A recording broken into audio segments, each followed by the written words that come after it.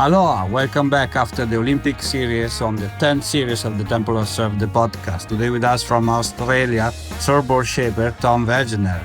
We discuss with him about shaping surfboards, surfers, and much more.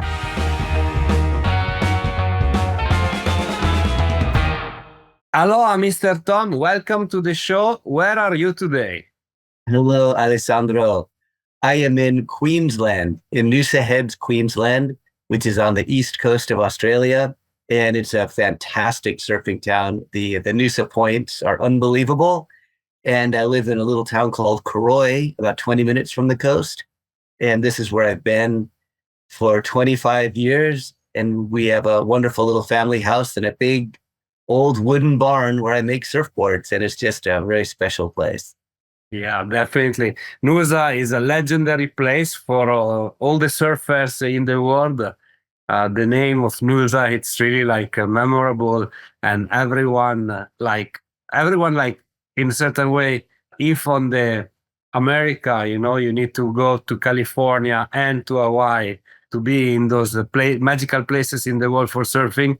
If you go to, in Australia with respect to all the community and the friends of Australian over there, Noosa is one of the most legendary places. So definitely is a good thing that you live there. I'm sure it helps a lot your love for surfing, isn't it? Oh, it is. And I'm very happy that you think of Noosa as a legendary place because just briefly, I put down the shaping tools for the last 5 years and have been a politician as a Noosa counselor for Noosa. So I'm one of the people that now drives the future of Noosa and try to maintain its status as a biosphere reserve and as a very, very natural place that respects the environment and where the beautiful environment really is the cornerstone of the economy. Yeah, definitely. More you preserve it, more people will also come, and it's good for tourism and good for people that live there. I'm not a big expert in politics, but nevertheless, I think if it's good for the good of the community, is always good, So at the end, what matters is that, try to seek improvement. Absolutely, to make a better world for the kids to live in, but as well, it makes me think about surfing a lot more. Being distant from surfing, actually, you find out how much you absolutely, really, really love it. Cool. Cool. So today of course we're going to talk about making a surfboard and wooden surfboard in your case as well, but the first question that I have for everyone on the show is, in your opinion, what is the most important thing in surfing?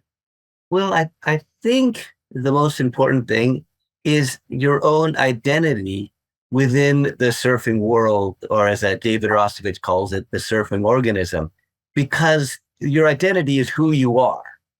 And of course, if you took that away from a person, they'd just be a computer. So your identity is how you see yourself fitting into the world and your values of yourself. And surfing plays a big role in that. But but it really changes from different genre to genre. And so I want to ask you a couple of questions, Alejandro. So you're walking up to your beach, and what's the normal board you ride?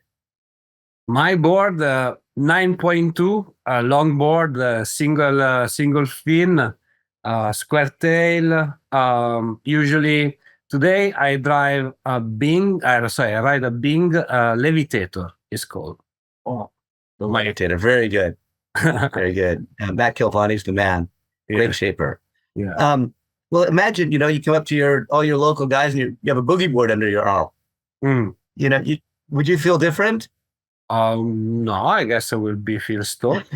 Whatever gives me stock that day, How about the difference between if you're walking down a city street and one block you have your briefcase in your hand and the other block you have a surfboard under your hand? That makes you feel like a different person. Of course. No, different person. No, that different kind of freedom, maybe. Yes, of course. Yeah, a different representation to the world. You're saying I'm a surfer, and so and I know that, or I feel is if I go to a place and I have a boogie board under my arm, I'll be looked at differently than if I had a longboard or a shortboard. Or, if you ask one of the core shortboard crew to go down to their favorite spot with a boogie board under their arm, it won't be a smooth transition. There'll be a lot of questions. And so the board that you choose to ride represents who you want to be and how you want to portray yourself to the world.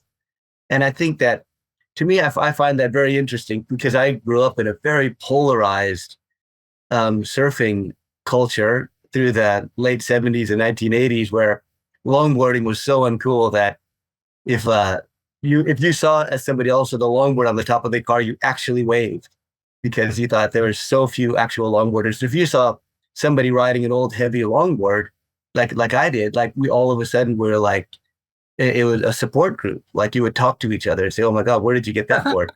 Because there were so few people in 1979 to 83 riding old single fin longboards. And so that was our identity. And then as time went on, the short, that things change and longboarding becomes more popular and things change. But before that, there were, big changes in surfing. And what I'm learning about is the big changes in surfing that happened in the recent past, the distant past, the really distant past, the really, really, really distant past, and then off into the far, far distance of history, and how the identities of the surfers has changed over time and in different places to in responses or in the flow with the way the world is moving. Okay. And right now I get very excited because I see a green surfboard or a environmentally friendly surfboard becoming popular. And I that's what turns me on. I get very excited about that because when I started making the hollow wood surfboards in 2002, I thought I'm finally going to make a surfboard that will last forever and is relatively green. It's not going to have a footprint. It'll, when I made the boards, I would end up with maybe a small plastic bag of stuff that would go in the bin, where I'd end up with a half of a wheelie bin or half a trash can at least full of wood shavings that would go into my yard. So I was very excited about making surfboards that were, apparently closer to nature and gave you that feeling like, okay, I'm stepping lightly on the world. So that was a big part of my surfing and understanding the identity. And I think that identity is of surfers being very conscious of what they're wearing and what they're riding. I get excited about that because it's a positive change. And it tunes you into your equipment more. The equipment tells your story of who you are and your values. Well, big answer. I have 20 questions. And let's try to do at least two. Who are we as surfer today? Because, you were talking about, let's say, 1979, where there were very few longboarders. So surfers were recognized as a shortboarder. There was the shortboard revolution, and then the thruster, and then I don't know the Hawaiian in the 60s, and then the Hawaiian or the Peruvian or the Chinese or whoever came first. I don't want to enter in that polemic. But today, in your opinion, as surfers, we are defined by what? Or only the next generation of surfer will be able to define our generation? How is the next generation going to look at us? That's a great question.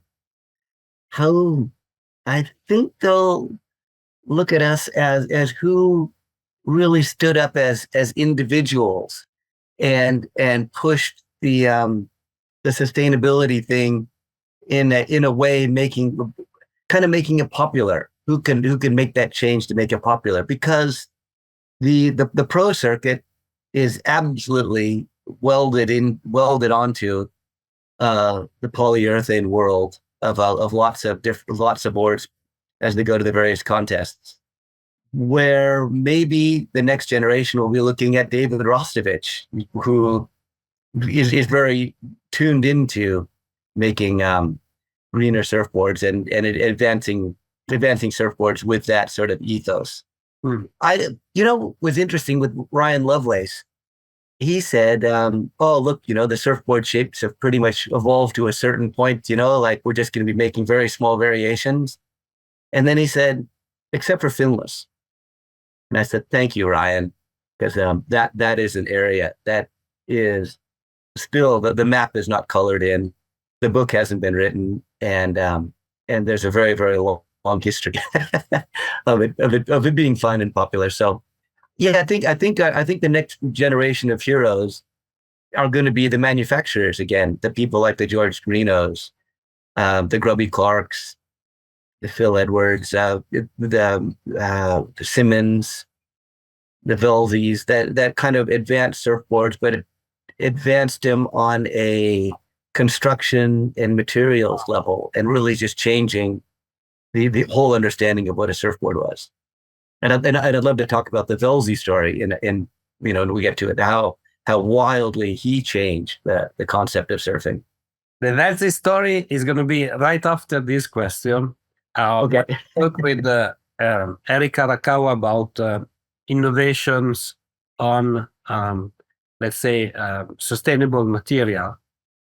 The topic was like, yes, today we could reach some innovation with certain material, and certain material, of course, are more sustainable than, let's say, the foam of today, or the foam that most of the surfboards are made. But the problem is the cost, because only very few people are utilizing that. The radial surfboard is very expensive. It will make the cost of a surfboard double, basically.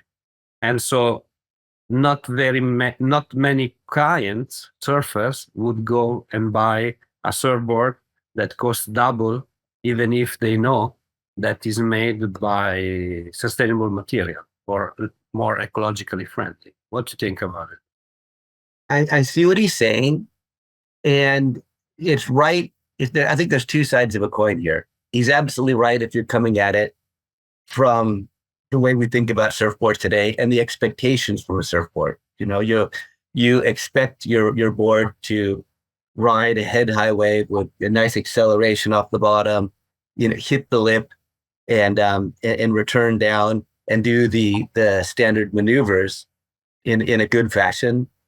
And we also expect them to last a long time, not more than a few months or more than a few sessions.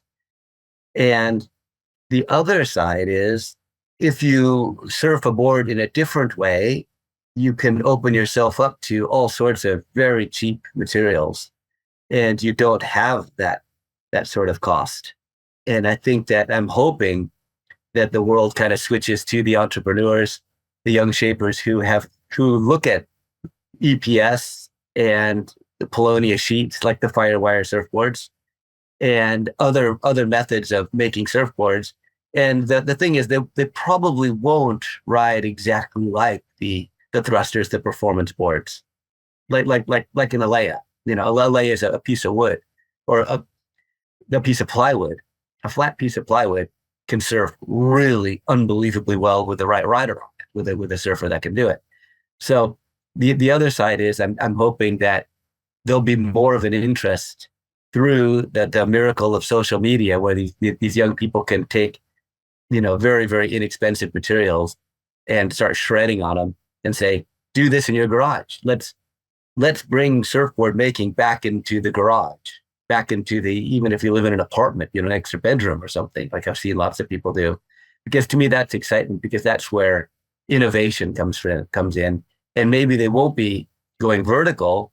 Maybe they'll be going beyond vertical and doing the massive 360s that they do on the finless boards. Or maybe they'll just be trimming. Maybe they'll be hollow kook boxes, just made out of cheap plywood. I made what's called a kook box out of an 8-foot piece of 3mm plywood and some offcuts of rails from Polonia boards. And I found it to be one of the most gratifying surfboards I've ever surfed. And it would have cost $25 maybe. So there's a lot. That's my long answer. Sorry for the long answers. It's a long on and answer on. for you, but it's okay. It's okay. It goes like that. It's definitely one thing is how many adopters of shapers, let's say, nature can create. I mean, not everyone has the craft in order to create a surfboard, right? So if Yeah. everyone start to do it his own shape, say a surfboard in the garage or try, I guess it would be a big problem for the industry of shaper, but also for the people. But on the other hand, yes, I understand your point of view. Innovation comes from the number of people that try and to make it, and with the law of big numbers, if you want to say, one of them will discover something that the whole industry can profit in terms of sustainability, right? That Yeah. Yeah. so okay. Now I'm curious. The Dave Elsie story. Well, one of the greatest innovations in surfing happened around 1956, 1957. And Dale Velzy and Hap Jacobs and a handful of others were getting balsa wood from Ecuador and in South America and going into Los Angeles, which would have piles of balsa wood, and they'd buy them all. And at that time, surfing was becoming much more popular, and they needed more balsa wood. So I understand that Velzy would, or God, just funny stories where the shapers would hear the shipment of balsa would have come in, and they just go down to buy it all. And so it was actually a valuable resource at that time. But so Velzy had a board, and they were called the Malibu chips. So you had a beautifully pointed nose, kind of a wider nose, like 2/3 of the way up the board is the widest point, and then it came down, usually to a square tail, sometimes to a rounded tail, and they put the fin onto the rounded tail. And so the nose had lift in it. And the bottom of the nose was just as you would expect, kind of rolled up to the rails, so that instead of being a flat bottom, the bottom's rolled up to the rails, and it had lift in the tip of in the nose. And the glasser, and supposedly it was Greg Knoll, but I'm not sure of that because when Velzy told me the story, he didn't say it was Knoll, or maybe I'd forgotten if he did. And he put the fin on the nose of the surfboard, and so he put the fin on the wrong end of the board. And Velzy walks in and he goes, "Well, this is odd.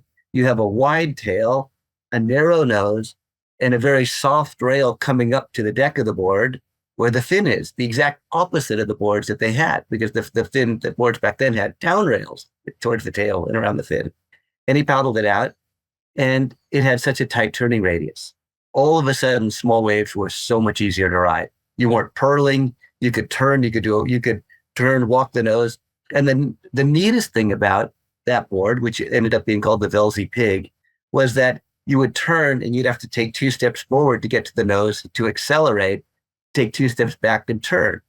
And my gosh, the whole aesthetic of watching surfers was so much nicer because with that Malibu toothpicks or the Malibu chips, you would call it point and shoot, where that is you'd get the board in trim and you'd stand there and you'd go terrifically fast across the wave. And then when it came time to turn, you'd stop on the tail, slowly turn the board around. The board would accelerate forward. Then you'd want to turn it again. The board would deaccelerate, kind of like a skateboard kick turn, flip the big nose around, and then you keep going forward. And in small waves, it was really quite awkward, where the new boards, the Velzy Pigs, opened up small waves to surfers. And that happened at the late 1950s. And can I talk about, Alessandro, that was the last great boom of surfing through that time, through that early 1960s, late 1950s.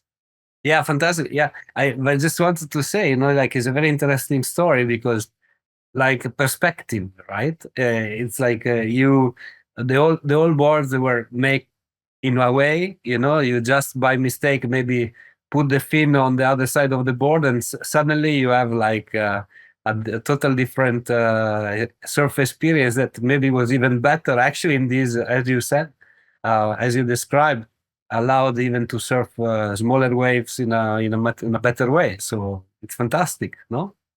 To think It's about. such a great story.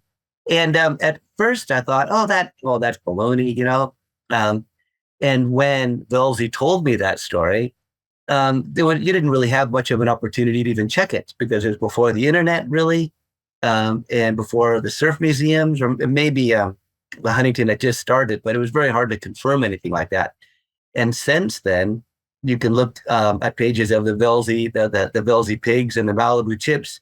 And if you take a Malibu chip and you turn it around, it's the same template as the Velzy pigtail. It's just, you can look back at that time, 58, they're exactly the same. So he just took the template and he just spun it around. So that's the evidence. And I went, oh my God, Velzy was right. It did happen. How, how did you meet him? How did you meet him? Oh, I'm very fortunate now, and I recognize this, how fortunate I was to be a longboard surfer in the early to mid 1980s in San Diego. I was a team rider for Donald Takayama, and so I was introduced to the small community of older shapers in a very small amount of time, and I actually knew Hap Jacobs. I knew Hap Jacobs from a very early age because he owned the gas dock where my dad would fill up our boat when we would go up for the weekends on our boat. And Hap Jacobs would be there to fill up, and my dad would say, "Oh yeah, that's Hap Jacobs. He was one of the greatest surfers in the world." And Hap was a big, beautiful, stoked guy with a big smile. Hi, Tom. Hi kids. How are you? And that was a really positive influence to me. That just the vision of Hap Jacobs and that story. So he lived in the same town, so I would track him down. When I had a TV show called The Waterman TV around 1995, I tracked down all these guys and would interview them and talk to them and get their stories. And it was really good. And I realize now that I was pretty lucky to be there. And someday I hope to share all those tapes, but I haven't got around to it yet. Yeah, I but found a lot of super. it's so interesting. And maybe have you done a book about it? You will do a book about it? I did Surfboard Artisans for the Love, which is a book to my PhD thesis on the sustainability of small manufacturing.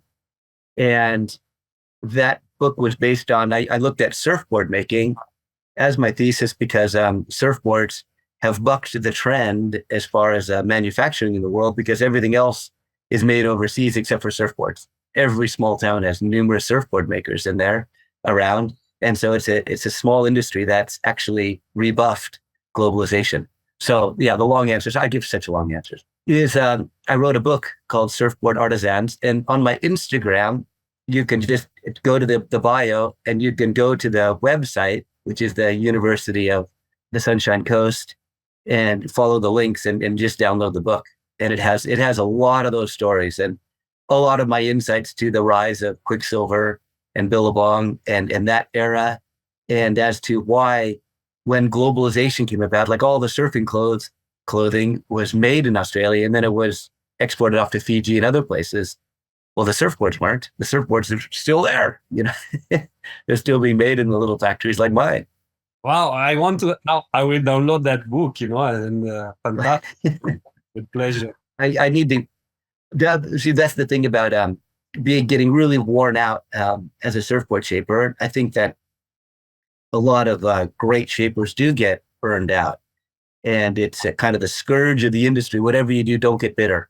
Don't think that you was better in the old days or anything like that. You just have to stay eternally stoked, Yes. like Bob McTavish. Oh. Eternal stoked. And so if you're getting bitter and you're tired, well, do something else for a while because my gosh, the bug it'll pull you back. Yeah. No. Of course, I think is a way of being, beyond that as a shaper or a surfer. If you don't hold the grudge and you don't think about the past like the good old days, and you are able to live the moment, that definitely is the right thing to do. Before we shift on the 50s, right? You said that you have some stories of that era as well. It's so nice to picture you between Donald Takayama, Ab Jacobs, Velzy. I mean, for people that love the history of surf is like the fantastic thing. These are legends.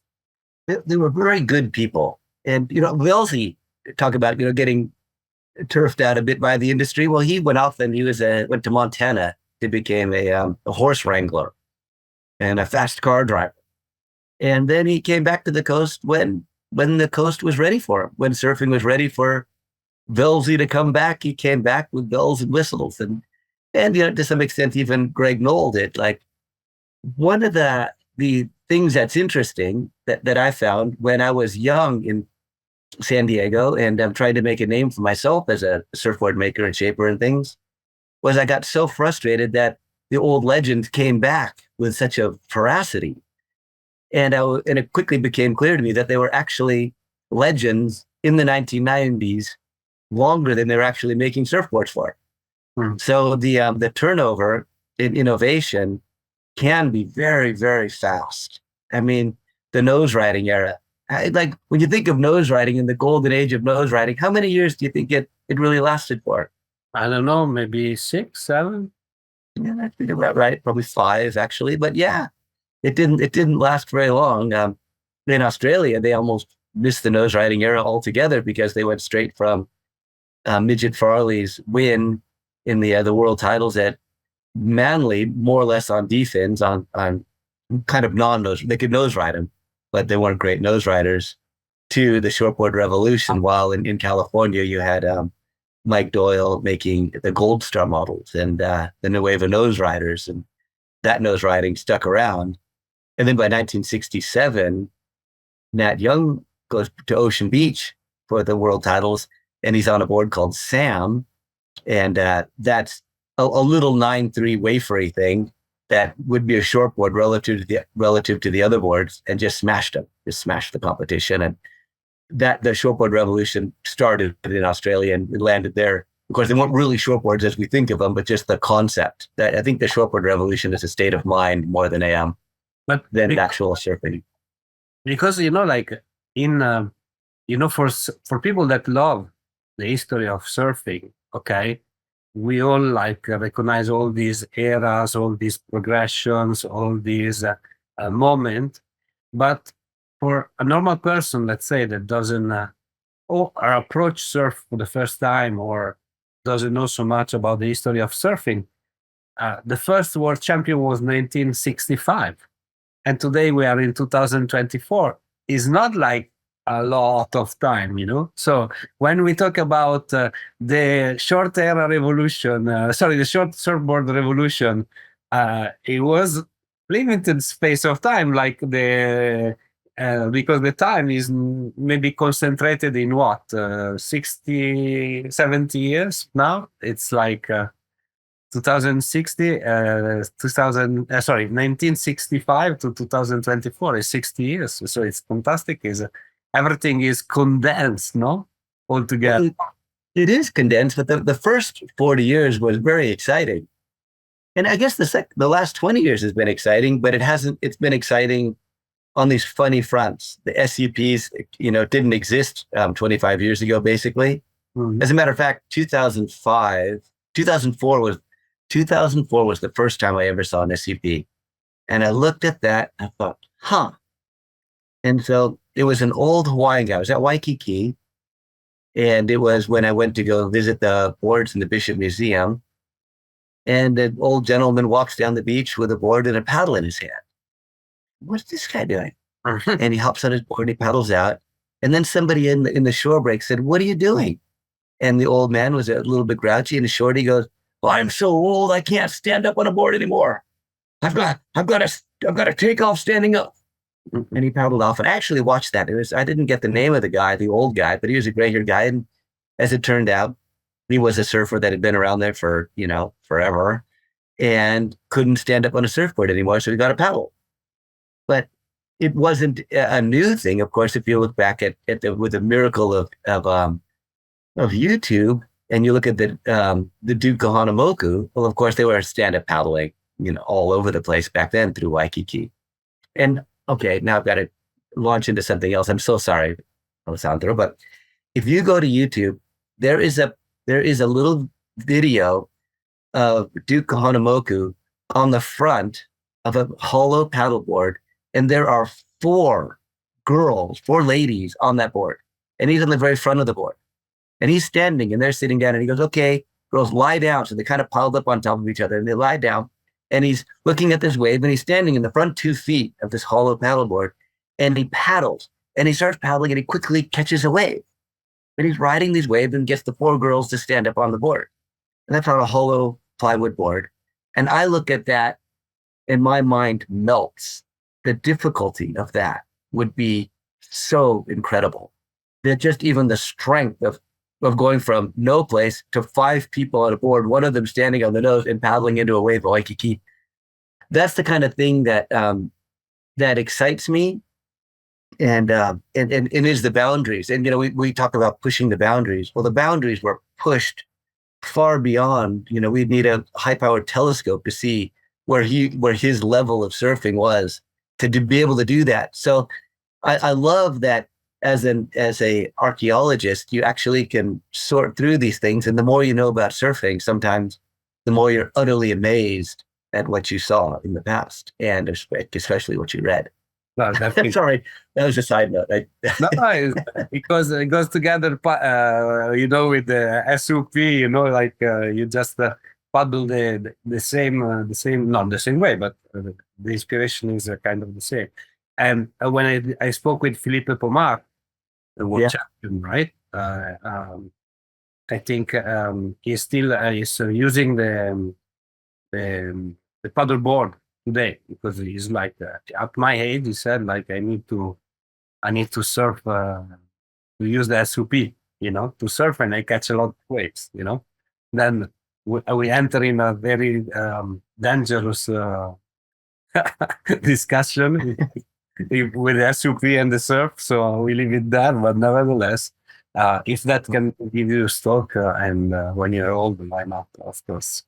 And giving you stoke is really, that's where it's at. But actually, I deviated from, the innovations and evolutions that happened in the last 20 years. And of course, you have the foil, the wind foil. Like, my gosh, that's incredible stuff. So there have been enormous evolutions in riding waves and swells, not really maybe so much in surfboard design, except when it comes to the finless designs and the flex that would give steel. And maybe if we could put that aside and we can close on that notion, because I'd love to give the audience a view into what to look for in surfboard, the latest surfboard designs.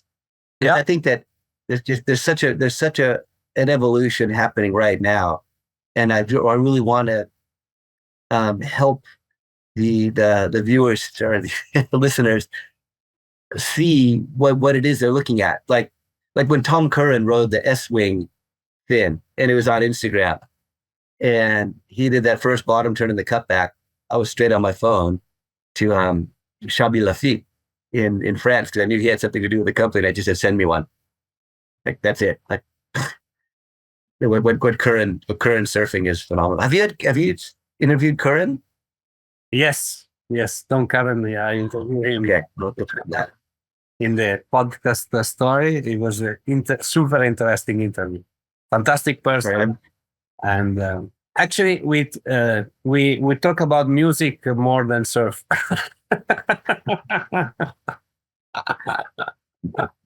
What to do?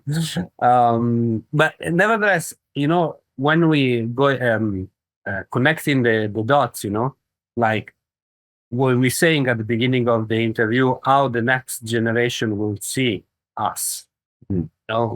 And obviously, when we talk about innovation and we talk about what's going on nowadays, maybe, in 20 years from now, so when the new generation of surfer will be there, they will think about some intuition that we were able to get, and then we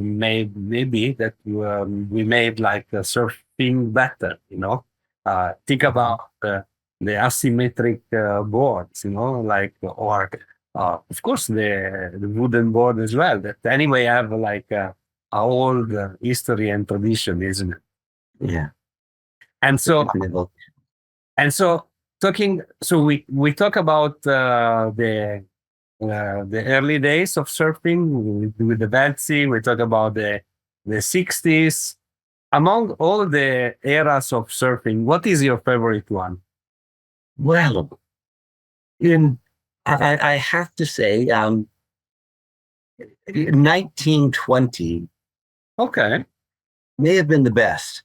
Oh, wow. Okay.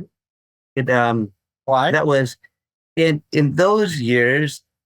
It was post World War One, and there was a boom, and surfing was probably overall more popular than it is today, relative to the smaller population and more people surfing. You had George Bernard Shaw, and you had Agatha Christie, and you had Mark Twain, and you had all of the greatest, most popular people in the world at the time surfing.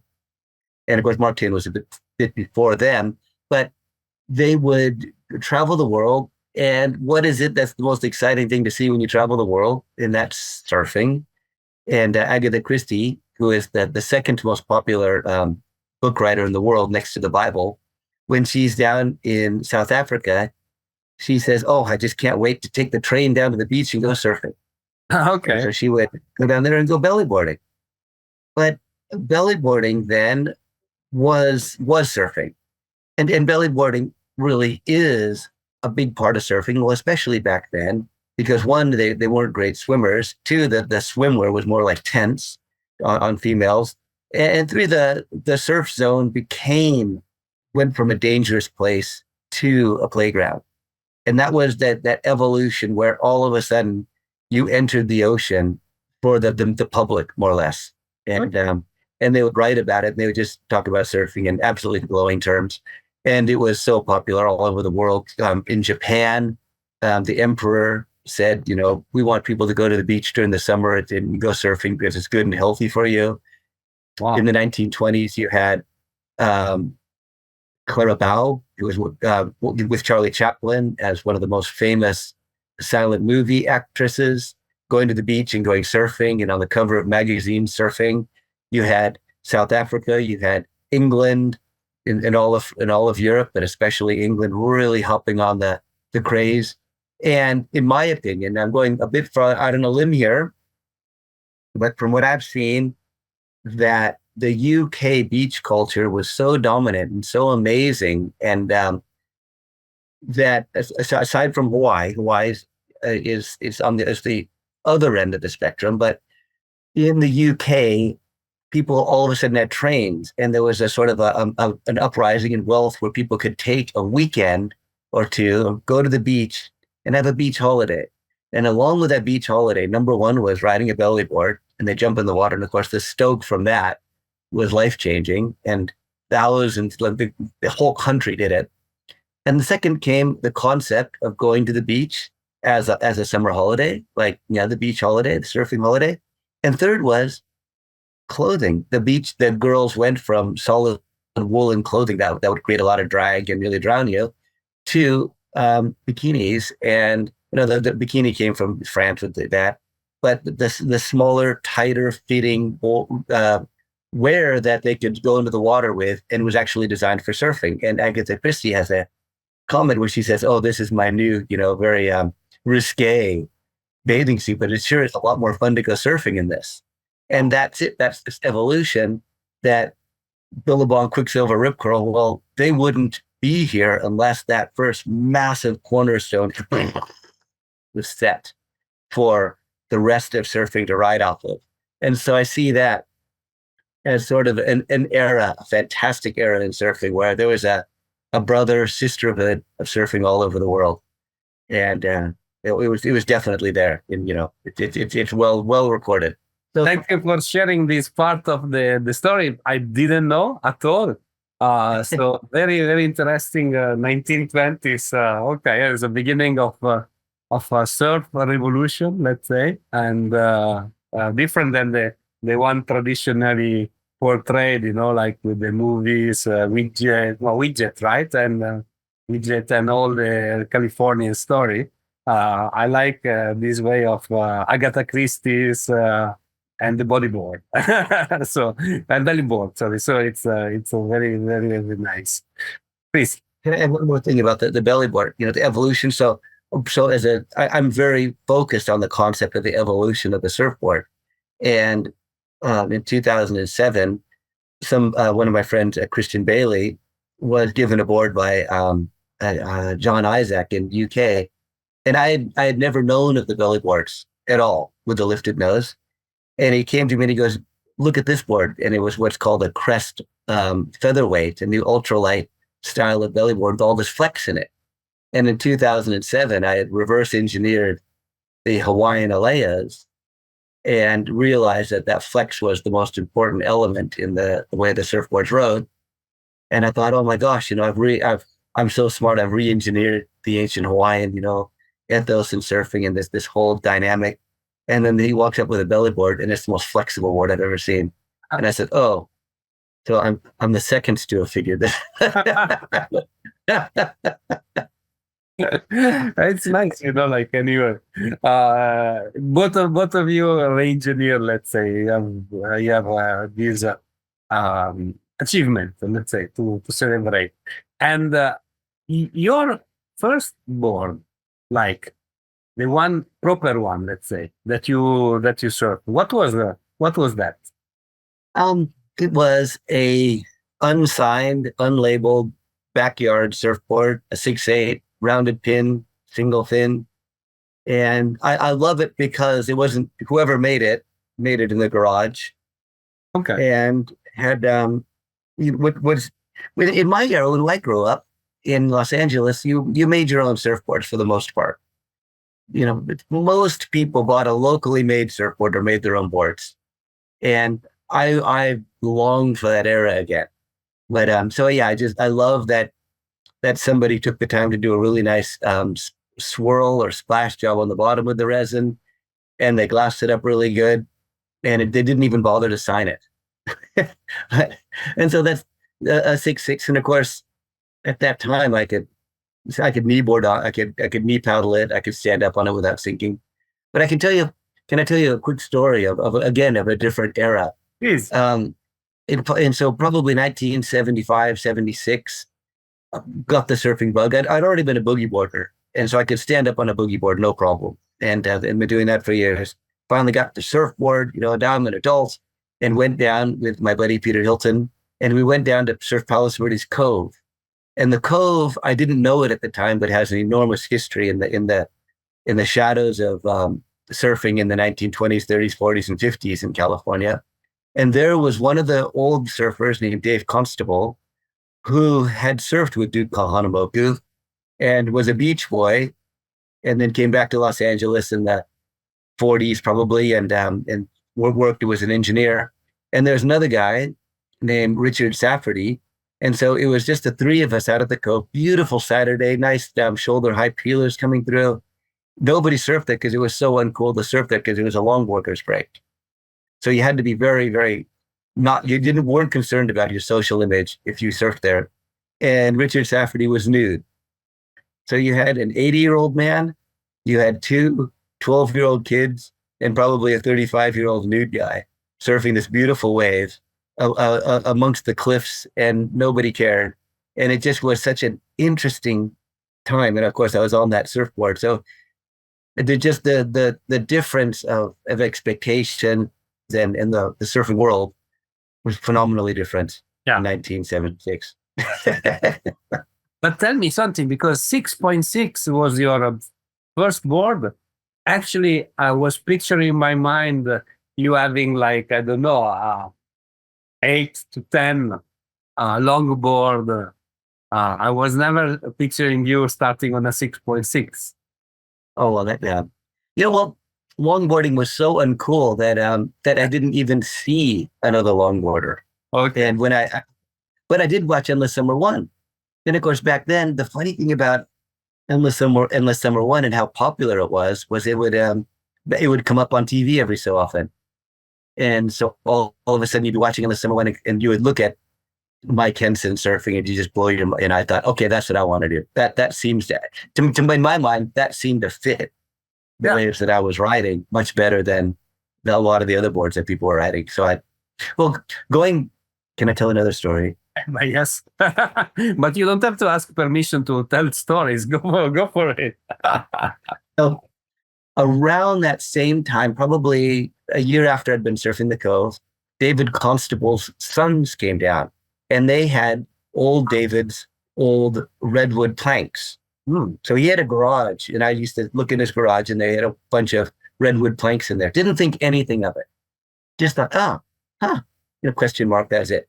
And they came down and they rode those boards, and they sat way further out than the other surfers. And they would take off on a wave on those boards much further out, get to their feet, and start driving across the wave. And I'd be paddling out, and I thought, okay, they're going to go inside me. There's no way that they're going to hit me. And then my next thought was, oh my God, he just might hit me. And then my next thought is he went in front of me and went past me on the front of the wave so fast that stuck in my mind. That speed from a big, heavy wood board like that is enormous. Is something that, oh my God, we're in slow motion compared to that board. If you put that board on a wave, you catch the wave earlier, and you go across it at a speed that we never see. And of course, that was really the only time I've ever seen a proper redwood plank like that ever surfed. And it's just so burned into my mind. So I think that's why I had those experiences growing up there and seeing just a handful of things and having these impressions that sort of led me on this journey, always saying, I know this is what's popular, but it's popular because of a handful of completely unrelated things. It's not popular because it's the best. It's not popular because it's the most skillful. It's popular because it's popular. It's a mix of things, but definitely, today people, most of the people do not realize how those old surfboards were fast. They were heavy, but so fast, right? Oh my God. Well, I don't want to tell another story. So, well, the Olo, and the toothpick, that became, kind of one of the great things about moving to Australia, that I'm just so fortunate that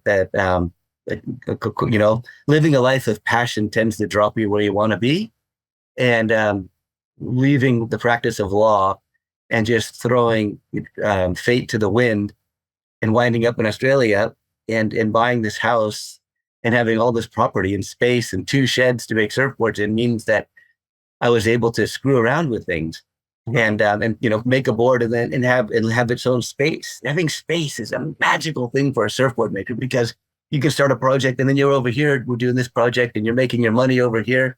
Anyways, with the whole Olo and the toothpick thing, goodness gracious, those boards are fast. They're fun to ride. And the first toothpick I ever saw, which is the kook block, which is the hollow plywood surfboard, was on a K55, and it was a bridge. And in order to get down to the path down to the surf, you had to cross this little bridge, and it was a toothpick.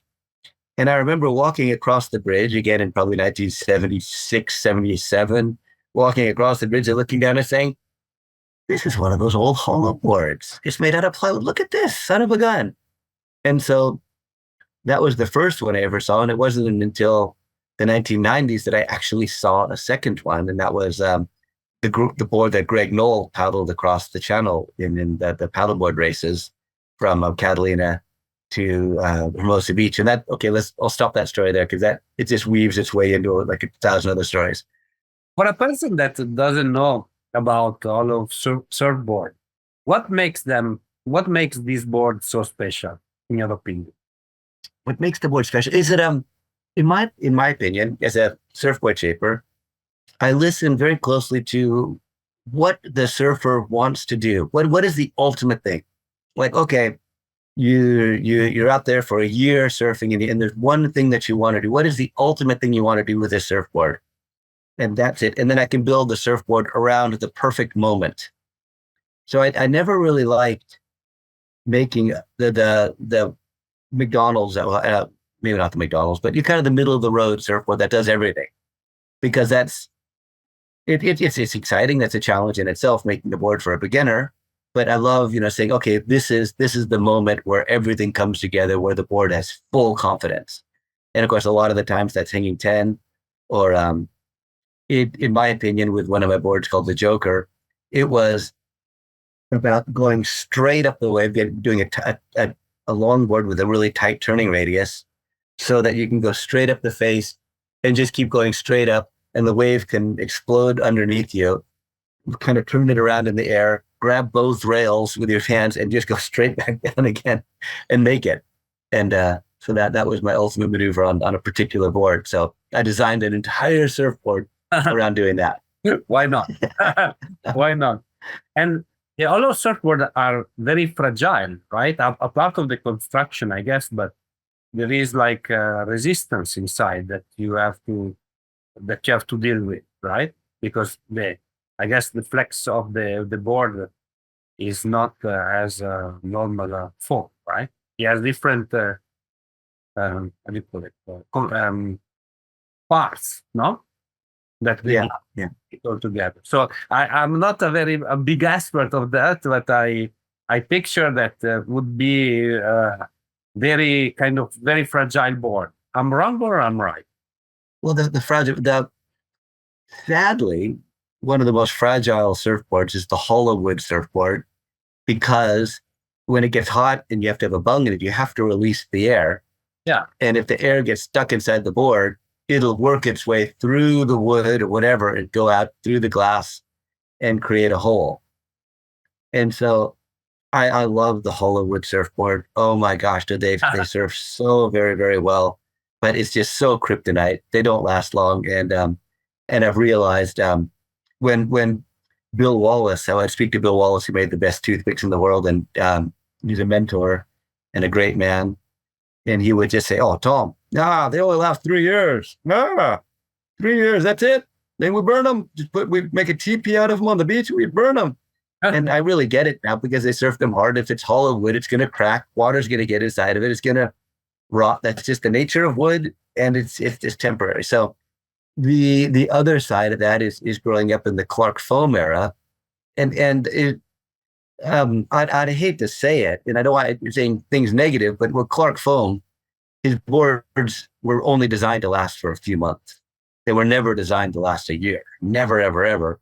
And of course, I compliment him because he was so far into innovation, and his surfboards meant you had to get 3 brand new surfboards a year, but they sure didn't last. The nature of the foam was to compress, and then the fiberglass would separate from the board. It's called the delamination, and then eventually you get a stress fracture, and the board would fill up with water and not work as good as it did, or it would lose its rigidity. So that was kind of the backdrop of my influences in surfing, was to make better surfboards. And I always wondered why my Hansen Gold Star model lasted year after year after year, and I'd get my Donald Takayama team board, and it would start delaminating, and Donald would say, "Give it back to me, because I have to sell it before it delaminates." "Oh, Tom." Oh, you have a better accent. "Oh, Tom. Oh, you did it again. Oh, how am I supposed to sell this surfboard? Oh, God, what am I going to have to repair this? Tom, I told you."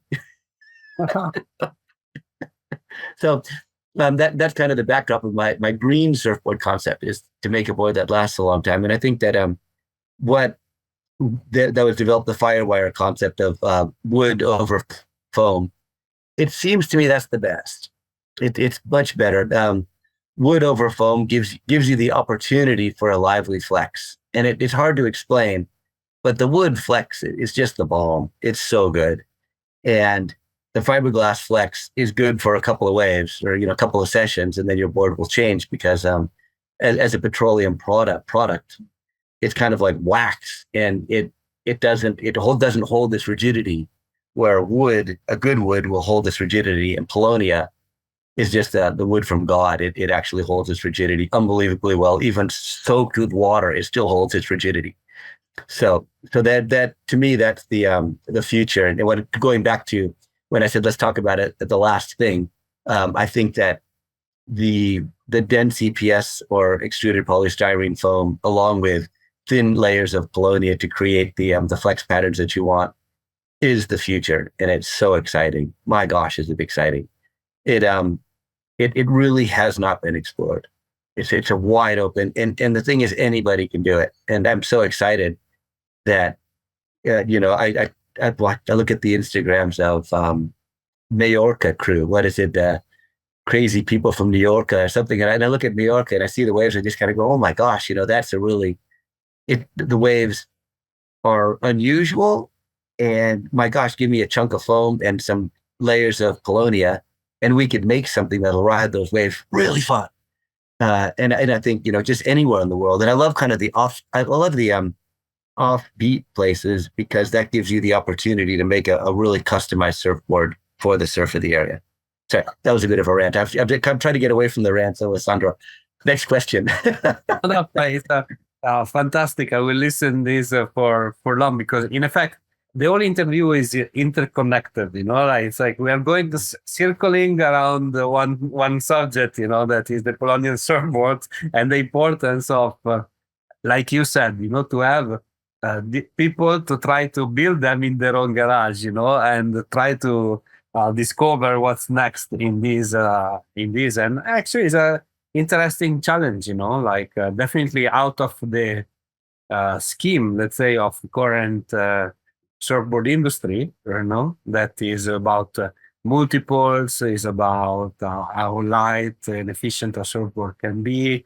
And it's more like a trial and error basis. We go back to the time in a certain way of everything started. So it's so interesting, definitely.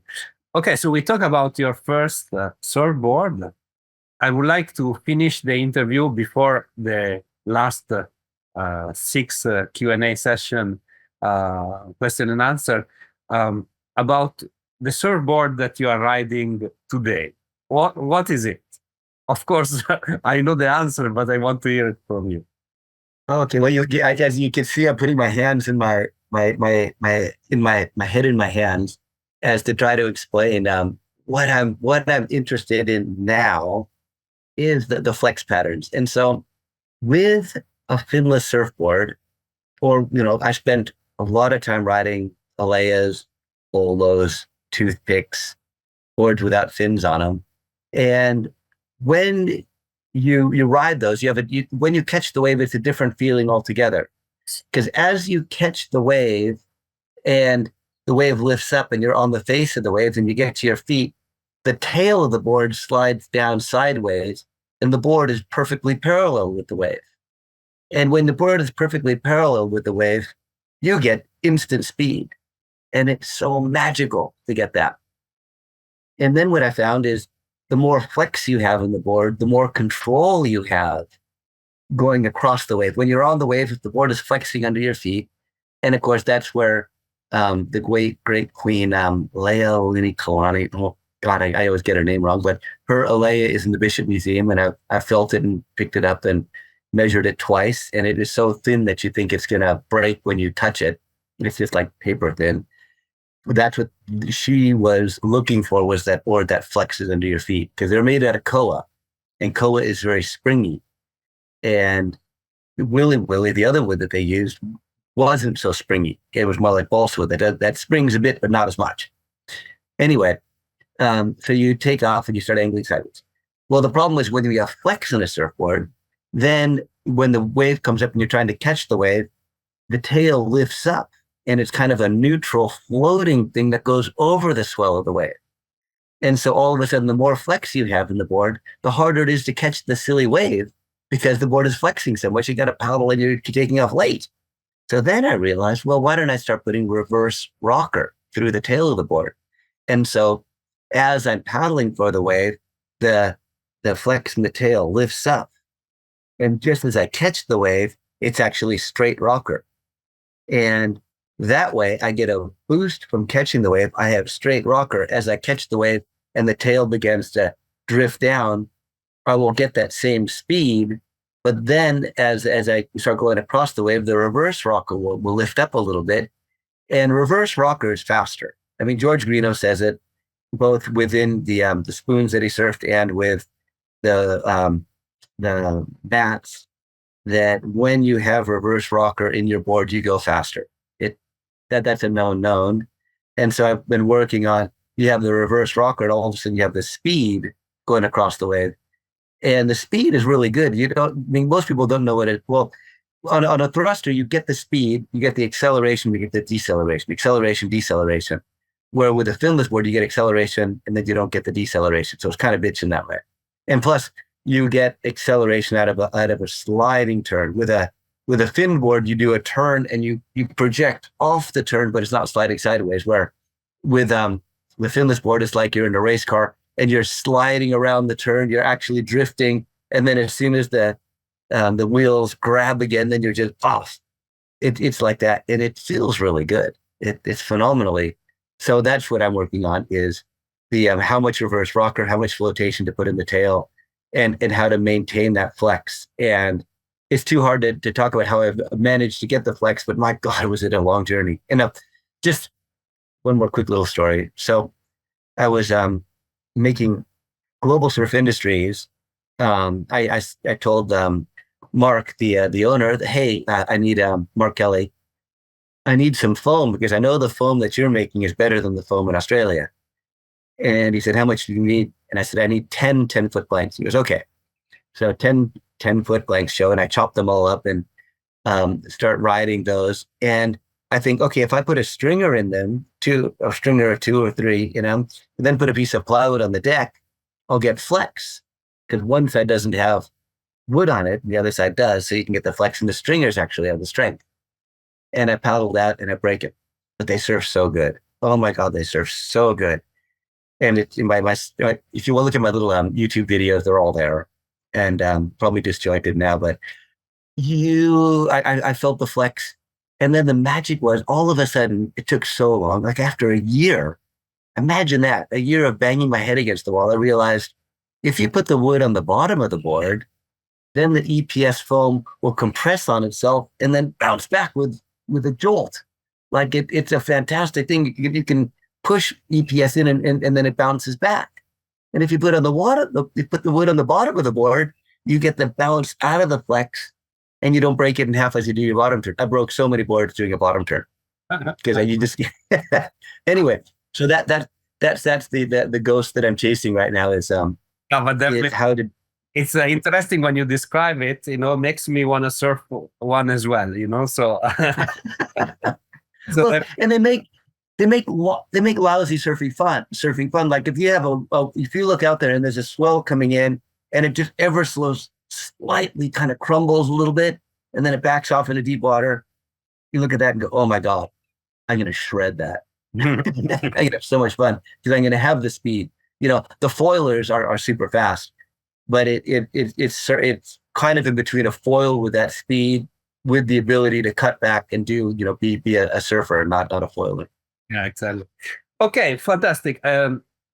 For me, the interview would last maybe 3 days, but I guess we have something to do in life.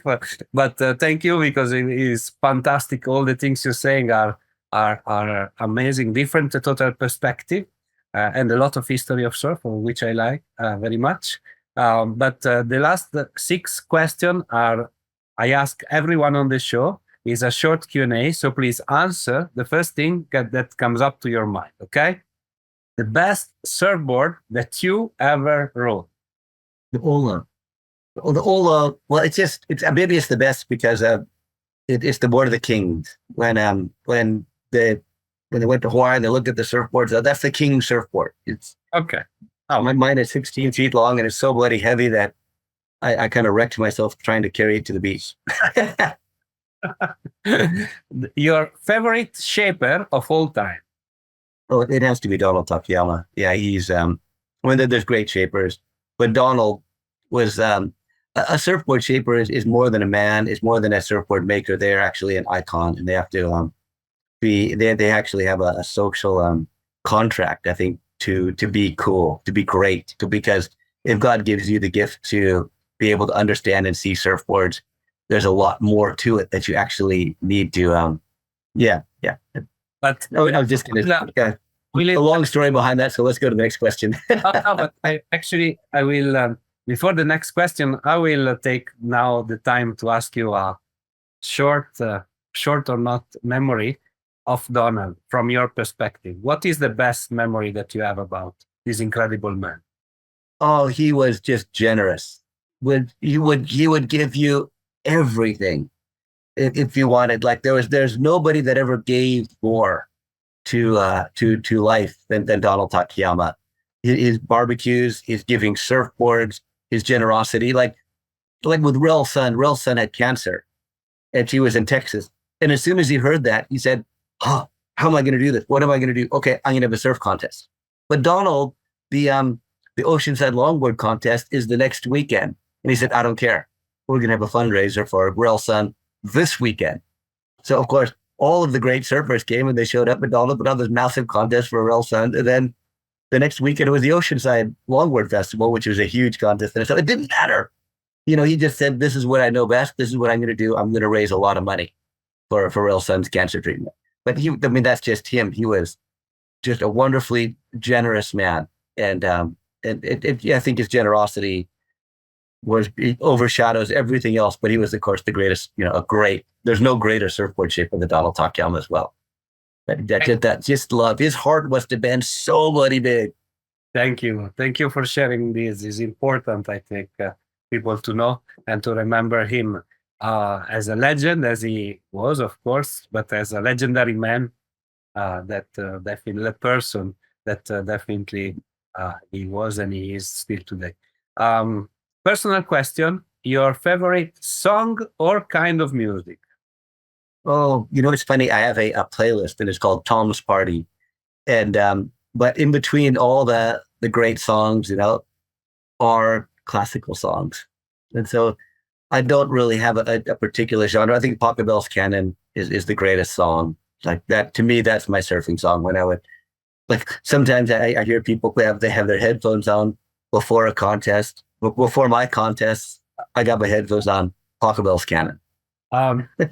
Favorite surf spot if it's not a secret?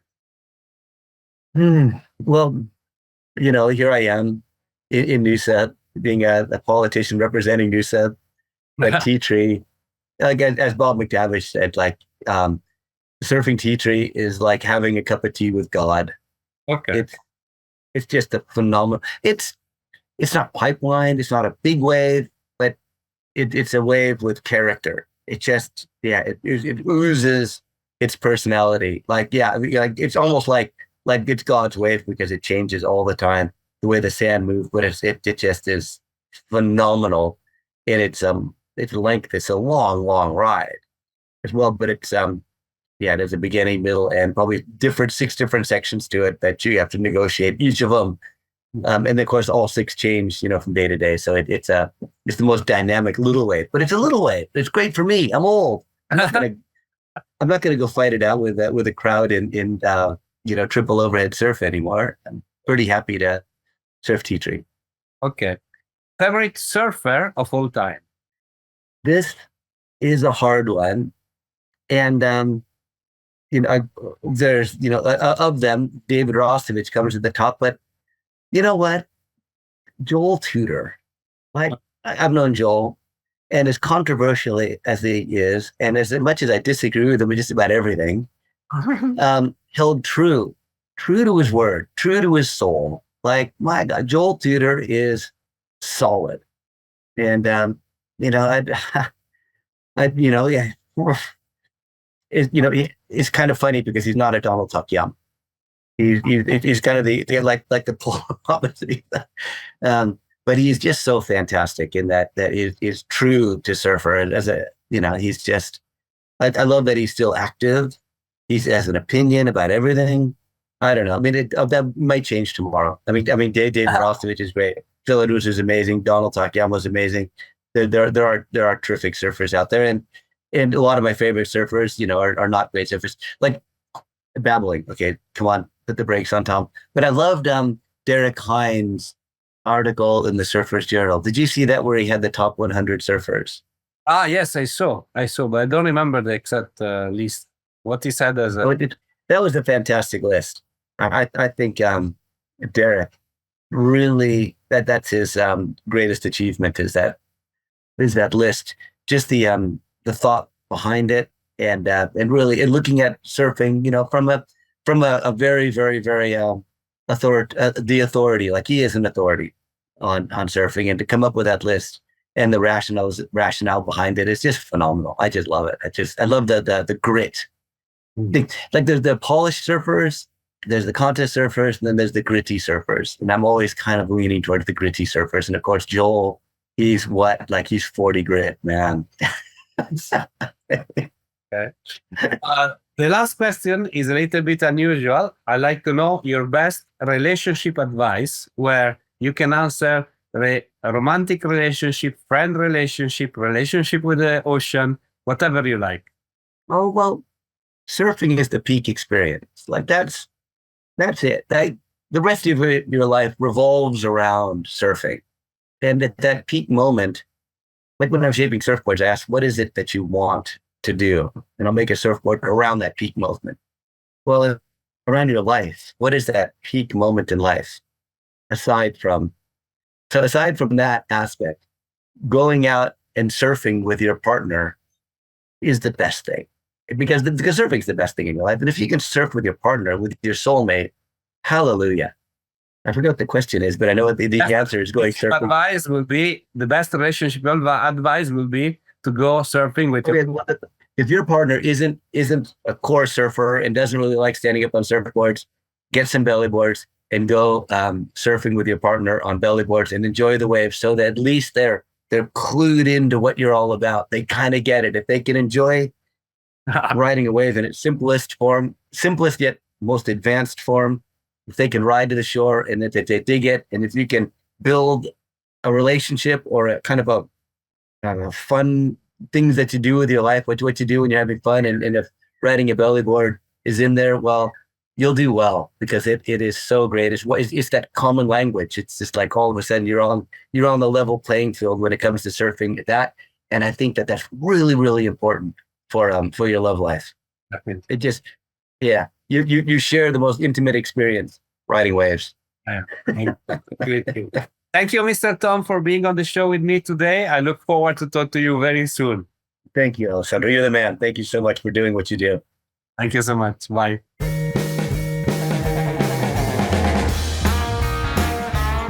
Hi, it's me again. I hope you enjoyed our today's episode. If you want to know more about us, please follow www.thetempleofsurf.com and all our social media. Mahalo!